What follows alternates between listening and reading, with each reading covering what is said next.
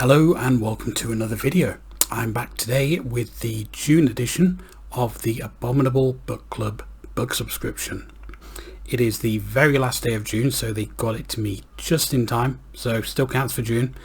And we are back with the normal 2 new book and 1 second-hand book format.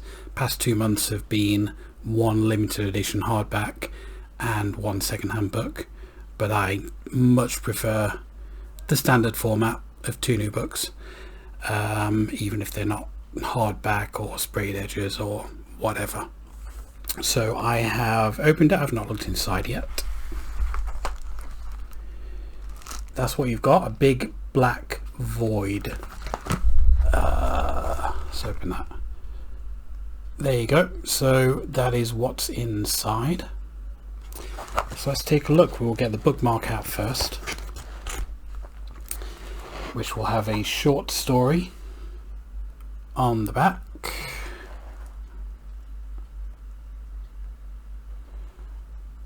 Which will focus eventually.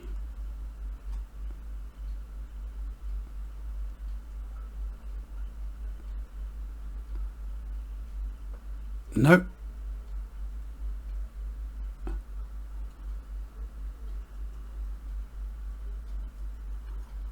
I will just splice in like a picture of this if you want to read it, because that does not want to focus at all. So yeah, that is the bookmark. So let's get into the books. So paperbacks. First one is, we've got a signed book plate there as well. When the Wolf Comes Home, Nat Cassidy. Really like that cover. It's quite a striking cover.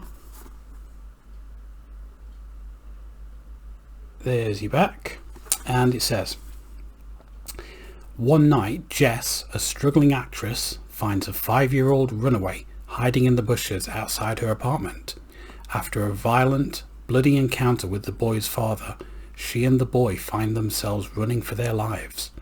As they attempt to evade the boy's increasingly desperate father, horrifying incidents of butchery follow them. At first, Jess thinks she understands what they're up against, but she's about to learn there's more to these surreal and grisly events than she could have ever imagined, and that when the wolf finally comes home, none will be spared. Probably a werewolf book, innit? It might not be, but you know, it's got wolf in the title and it's got a wolf on the cover, so I'm going to say probably a werewolf book. But yeah, definitely seems interesting. I'm not against werewolf books. That's pretty cool. And we have a signed book plate for that as well. Okay, so let's have a look at the next book.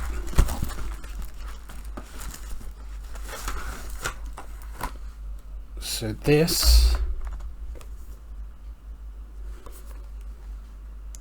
is Ghost Roots by Pemi Aguda, which I've probably mispronounced.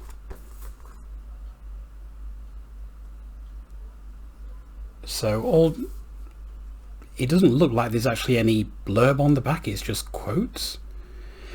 It says, welcome to Lagos.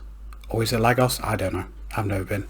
As you've never seen it before. I've never seen it. So I might as well read some of the quotes then, because that's all we've got. The eerie and the everyday are perfectly aligned in these 12 stories set in the hustle and bustle of Lagos in Nigeria. Okay, so it's a short story collection then. The rest are kind of like a similar kind of thing. Okay, so it's an anthology, and as it is an anthology, I'll show you what's inside. There you go, 12 stories there. So I don't think that I have any African anthologies. I do have anthologies with African stories in them, but not one like by one specific author, like entirely African stories. So that is very interesting. Yeah, that seems pretty cool. So they're probably all going to be about different things. Yeah, awesome. Yep, happy with both of those new books. So let's have a look at the second-hand book now. Oh no, wait, there's more stuff in here as well. Yeah, there we go. Oh, a very nice bookmark. Advertising Secret Lives of the Dead by Tim Leben. And if you want, you can read more Tim Leben.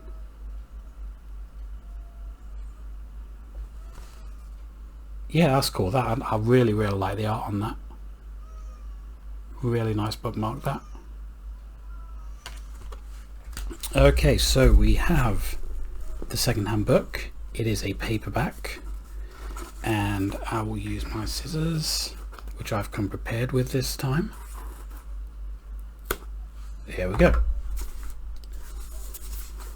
So I'm sure I'm not entirely sure. Like these always come with like a wax seal on them, but I've never actually noticed the Abominable Book Club logo pressed into the wax before. Maybe it's already been there. Maybe it's always been there rather, but never noticed that before. That's interesting. So I probably already have this, or it's a thriller that I don't want.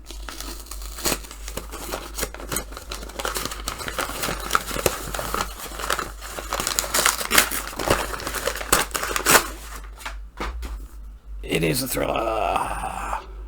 Peter May, Lockdown. Peter May has done some supernatural stuff, but he's mostly known for his thriller stuff. So the crime thriller that predicted a world in quarantine. So it says, a city in quarantine. London, the epicenter of a global pandemic, is a city in lockdown. Violence and civil disorders simmer. Martial law has been imposed. A deadly virus has already claimed thousands of victims.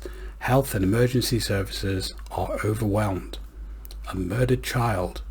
At a building site for a temporary hospital, construction workers find a bag containing the bones of a murdered child. A remorseless killer has been unleashed on the city. His mission is to take all measures necessary to prevent the bones from being identified. A powerful conspiracy. D.I. Jack McNeil counting down the hours on his final day with the Met. Oh come on, that is a big fucking cliche, isn't it?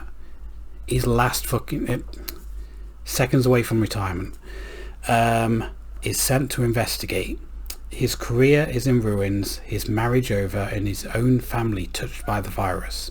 Sinister forces are tracking his every move, prepared to kill again to conceal the truth. Which will stop him first, the virus or the killers? Okay, so that is something that I will probably never read.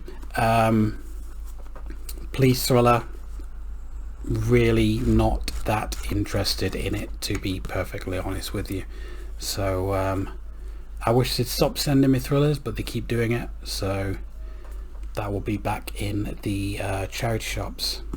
However, the two new books this month do look very interesting, and very happy with those, so that makes up for it, definitely. So yeah, that is it for this box. I'll be getting the July one next month. They are like creeping closer and closer to the end of the month, these are, but hopefully it will come in July. So yeah, look forward to that, and if you enjoyed this video, please click like, comment and subscribe, and I will see you next time.